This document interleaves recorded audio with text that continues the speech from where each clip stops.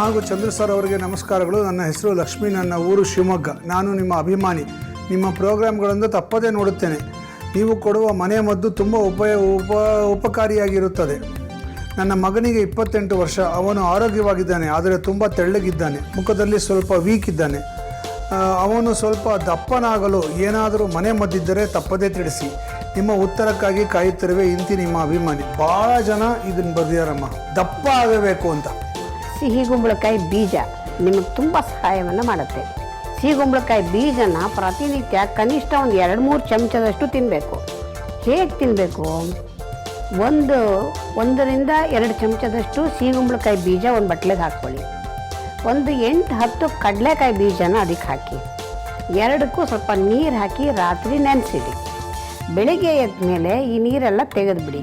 ಆ 2 ಬೀಜಕ್ಕೆ ಒಂದಷ್ಟು ಬೆಲ್ಲ ಹೆರೆದ್ಬಿಟ್ಟು ಬೆಲ್ಲನ ಮಿಶ್ರಣ ಮಾಡಿ ಅದನ್ನು ತಿನ್ನೋದು. ಎಷ್ಟು ಸೊಗಸು ರೀ ತಿನ್ನೋಕ್ಕೆ. ಆರಾಮಾಗಿ ತಿನ್ಬೋದು. ತಿಂತಾ ಬನ್ನಿ. ದಿನೇ ದಿನೇ ದಿನೇ ಮಾಂಸಖಂಡಗಳು ವೃದ್ಧಿಯಾಗುತ್ತೆ. ಅದರಿಂದ ಬಲವರ್ಧನೆಯೂ ಆಗುತ್ತೆ, ಮಾಂಸಖಂಡಗಳು ಬೆಳವಣಿಗೆ ಆಗುತ್ತೆ. ನೀವು ದಪ್ಪ ಆಗೋಕ್ಕೆ ಸಹಾಯ.